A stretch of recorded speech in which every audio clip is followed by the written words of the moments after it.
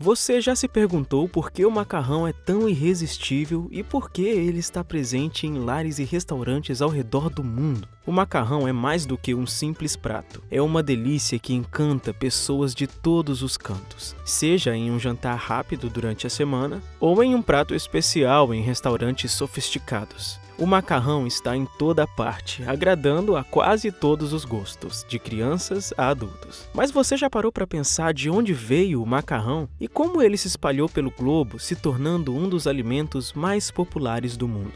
Hoje, vamos mergulhar em uma aventura culinária fascinante, explorando a incrível história do macarrão, de suas humildes origens a se tornar um dos alimentos mais amados. O macarrão tem uma história tão rica quanto um magnífico linguine trufado com frutos do mar, e saborosa quanto o inigualável macarrão à bolonhesa feito pela vovó. Se você é um fã de macarrão como eu, não perca essa jornada deliciosa e surpreendente, pois essa história vai fazer sua boca aguar. Quando pensamos em macarrão, frequentemente associamos à culinária italiana. Mas a história desse alimento se estende muito além da Itália e da Europa. As origens do macarrão remontam a tempos muito antigos. Na China, registros do macarrão datam mais de 4.000 anos conforme descobertas arqueológicas. Isso sugere que o macarrão, em suas diversas formas, era um alimento básico na dieta asiática, muito antes de se tornar popular no Ocidente.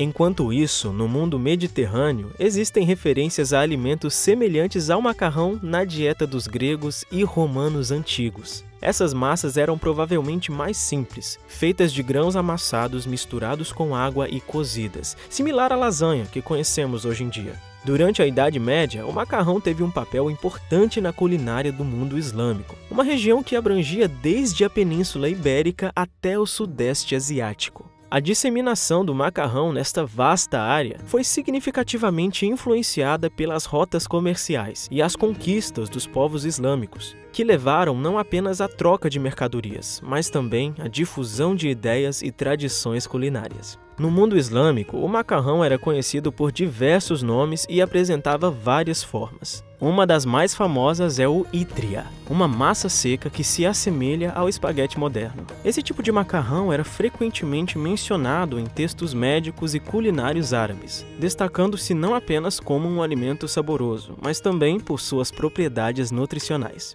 As variações regionais no mundo islâmico não apenas refletiam as preferências e os ingredientes locais, mas também demonstravam a habilidade dos cozinheiros em adaptar e transformar o macarrão em pratos únicos. Essa disseminação e adaptação do macarrão no mundo islâmico preparou o caminho para sua eventual introdução na Europa, onde ele se tornaria um elemento crucial na culinária de muitos países. As rotas comerciais desempenharam um papel crucial na introdução do macarrão na Europa. Comerciantes árabes e persas navegando pelo Mediterrâneo trouxeram consigo diversos produtos, incluindo o macarrão para mercados europeus. Cidades portuárias italianas como Veneza e Gênova eram centros vitais nessas rotas comerciais, facilitando a entrada do macarrão na culinária local. Além do comércio, as conquistas e os movimentos populacionais também influenciaram a disseminação do macarrão. Durante a expansão do Império Árabe, muitas técnicas culinárias e alimentos, incluindo o macarrão, foram introduzidos em novos territórios. A presença árabe na Península Ibérica, por exemplo, foi fundamental para familiarizar os europeus com o macarrão e outras inovações gastronômicas. Inicialmente, o macarrão era um artigo de luxo na Europa, consumido principalmente pela nobreza e pelas classes abastadas. Com o tempo, porém, tornou-se mais acessível e começou a ser adotado por diferentes camadas sociais. A sua capacidade de ser armazenado por longos períodos sem deterioração tornou ele um alimento prático,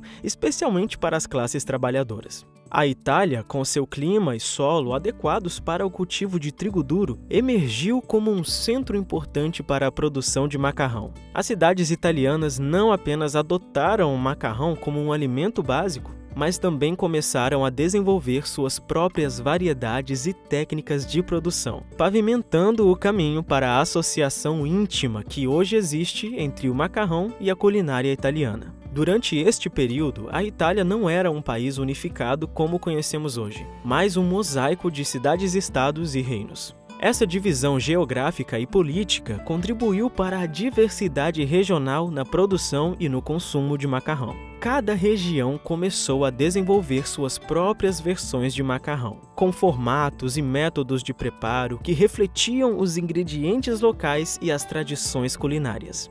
Por exemplo, no norte da Itália, onde o clima é mais frio e propício para a criação de gado, as massas frequentemente acompanhavam molhos ricos à base de carne e creme. Já no sul, com seu clima mais quente e proximidade com o mar, os molhos à base de tomate, vegetais e frutos do mar tornaram-se populares. Um marco na história do macarrão italiano foi o desenvolvimento de técnicas de secagem. Isso permitiu que o macarrão fosse armazenado por longos períodos, facilitando seu transporte e comércio. As cidades costeiras, especialmente em regiões como Sicília e Nápoles, tornaram-se centros de produção e exportação de macarrão, disseminando sua popularidade por toda a Europa. Além disso, os documentos medievais italianos começaram a registrar uma variedade de receitas de macarrão, indicando sua integração na vida cotidiana e na cultura. Festivais e banquetes muitas vezes apresentavam pratos de macarrão elaborados, demonstrando seu status não apenas como um alimento básico, mas também como um símbolo de celebração e refinamento. A associação de Marco Polo com a integração do macarrão na Itália ganhou força principalmente no século XIX e no século XX, através de publicações e representações culturais, mas carece de respaldo em fontes históricas primárias. Em seu famoso livro Il Milione, também conhecido como As Viagens de Marco Polo, ele também descreve muitas maravilhas e aspectos da vida na Ásia, incluindo a culinária. No entanto, não há uma afirmação direta de que ele tenha trazido o macarrão da China para a Itália. Existem registros e referências ao macarrão na Itália que datam de antes das viagens de Marco Polo. Documentos históricos e receitas de massas podem ser encontrados em fontes italianas que precedem a sua viagem à Ásia.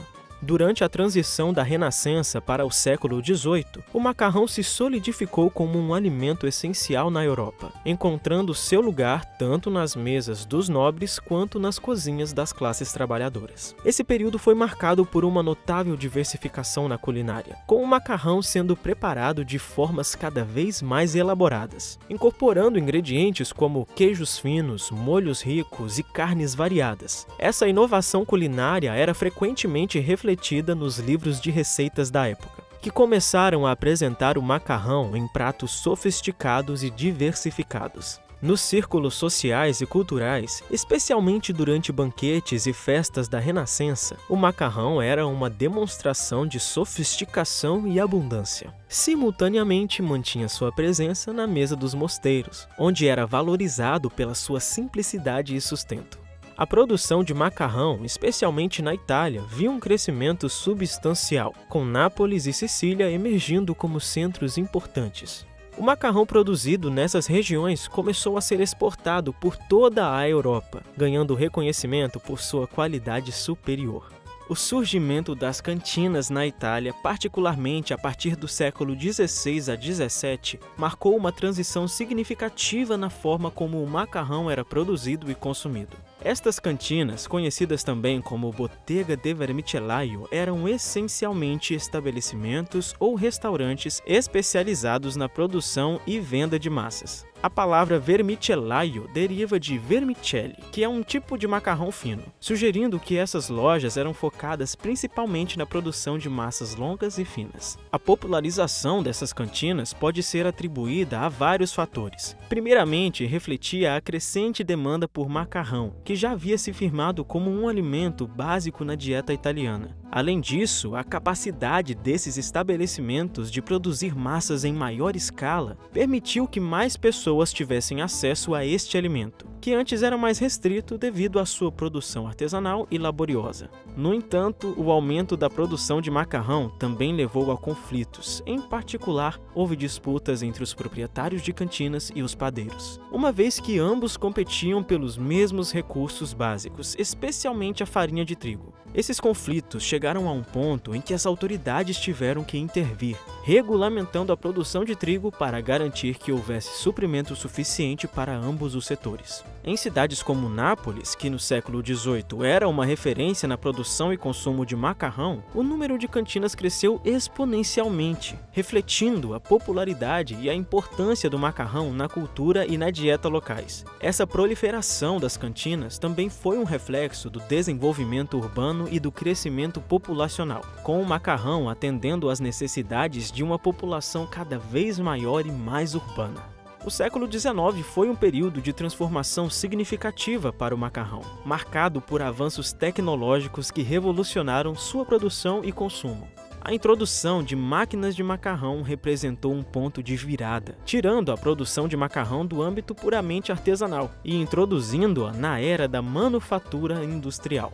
Antes do século XIX, o macarrão era predominantemente feito à mão, um processo que exigia habilidade, tempo e esforço. No entanto, com o advento da Revolução Industrial, surgiram novas tecnologias que permitiram a mecanização da produção de macarrão. Essas inovações não só aceleraram o processo de fabricação, mas também permitiram uma consistência e qualidade mais uniformes no produto final. As primeiras máquinas de macarrão foram desenvolvidas na Itália. Essas máquinas eram capazes de misturar a massa, laminá-la e cortá-la em diversos formatos, aumentando dramaticamente a eficiência do processo. Com a mecanização, também se tornou possível experimentar novos formatos e tamanhos de macarrão, dando origem a uma maior variedade de massas. A industrialização da produção de macarrão teve um impacto significativo no comércio e na disponibilidade deste alimento. O macarrão passou a ser produzido em grandes quantidades, tornando-se mais acessível e mais barato para o consumidor médio. Isso não só expandiu o mercado de macarrão, mas também consolidou sua posição como um alimento básico em muitos lares europeus e, eventualmente, em todo o mundo.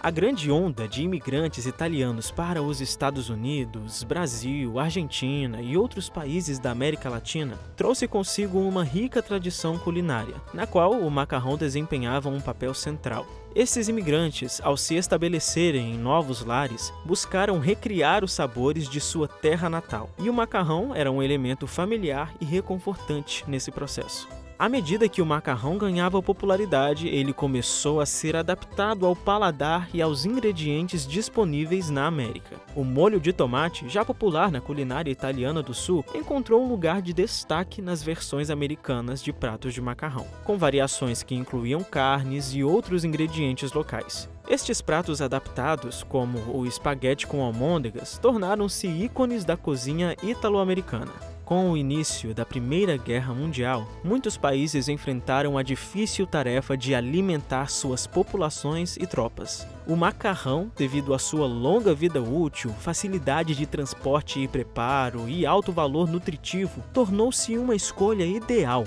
Governos e militares incentivaram seu consumo, e ele frequentemente aparecia como item de racionamento para soldados e civis. A simplicidade do macarrão também o tornava ideal para ser combinado com uma variedade de ingredientes, muitos dos quais eram limitados durante o período de racionamento. A Segunda Guerra Mundial viu um aumento ainda maior na dependência de alimentos como o macarrão. Durante esse período, muitos países implementaram sistemas de racionamento mais rigorosos, e o macarrão continuou a ser um alimento básico. Sua produção foi vista como essencial e as fábricas de macarrão em muitos países trabalhavam em capacidade total para atender a demanda.